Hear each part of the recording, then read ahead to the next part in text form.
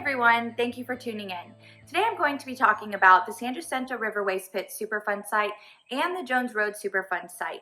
Don't worry, this is going to be brief. I don't feel that well, and I know that this is a difficult time for most of the world right now, and I want to be considerate of that. However, as someone who's regularly concerned about contaminants in our environment, I have wondered how what's going on in our world today is going to impact the cleanup of the Superfund sites in our areas. So I wanted to bring you guys some updates about those two sites specifically. Before we get into those sites, I have some general announcements to make about the organization and what we're going through right now. An unfortunate announcement is that we have had to postpone our fundraiser, Clean Mud for Bugs, for the foreseeable future. We were excited and we were all working to bring a wonderful event to all of you, but because of the current circumstances and watching out for public health, it is postponed until likely next crawfish season. Earlier this year, we were fortunate enough at THEA to bring on 2 additional staff members. I'm so fortunate that we have increased our capacity. And even during these difficult times, we are all continuing to work. Most of us are working from home every single day. Something you might have noticed, I have a new last name. We did not host any public meetings in March because I was preparing for my wedding, and my husband and I were fortunate enough to be able to celebrate our union with all of our friends and family before everything got too hectic in the world. Now for our updates on the San Jacinto River Waste Pits. As someone who worries regularly about contaminants in our environment and their potential to impact public health, when everything started happening with the coronavirus, I became concerned about the ability for construction crews to continue working on site, as well as the engineering firm and the EPA and their ability to work on the design phase that we so critically need them to be working on to move forward so that we can get to construction sooner rather than later.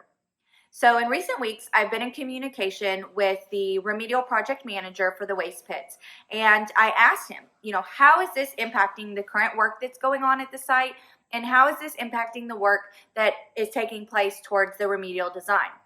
Because, I view this as 2 parts. We have a duty right now, today, to ensure that the public is being protected from the contaminants at that site, as well as the environment being protected.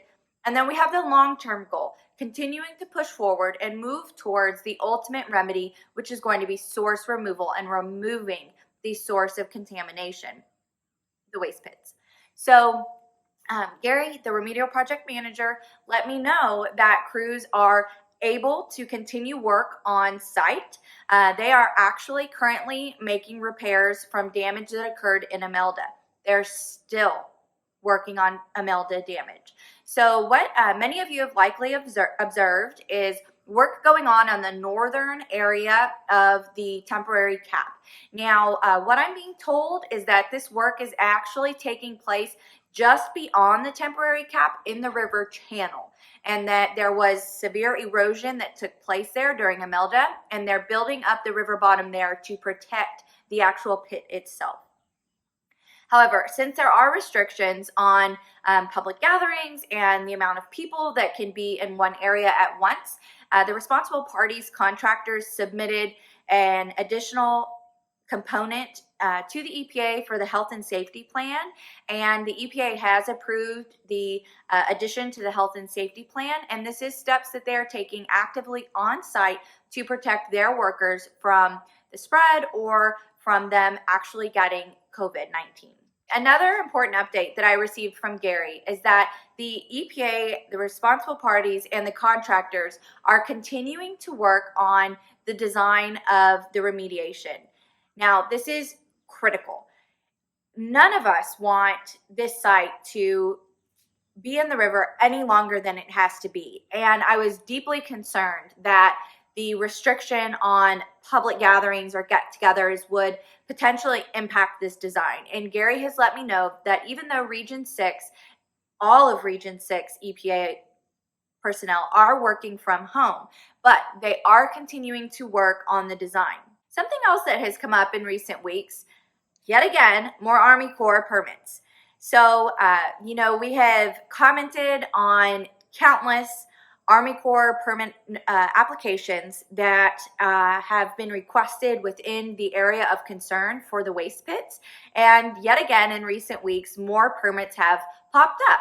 It never fails. Some entity wants to dredge that river or put in a bulkhead, do something on the river that requires an Army Corps permit.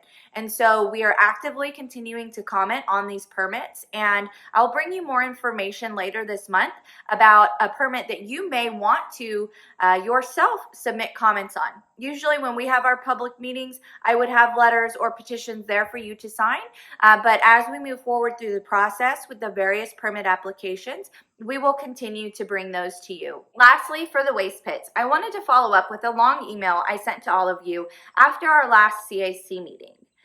At that meeting, we received an enormous amount of updates from the agency. And one update that I was really looking forward to is that they were planning to host a community meeting in May to bring a lot of the information we learned to the public. I now assume that that meeting is not going to take place. However, I've been in communication with folks at Region 6 to see how, even in these difficult times and in times where we cannot have a large public gathering, how we can still bring this information to the public. We're getting to the point where the agency and the responsible parties contractors are finaling in on how they think that they should best move forward with the design for the remediation. Now, all of us deserve to understand how they want to move forward, and we all also have the right to be involved in the process as we move forward. So like I said, we're still seeing how we can bring that information to the public during these difficult times. Now for the Jones Road Superfund site.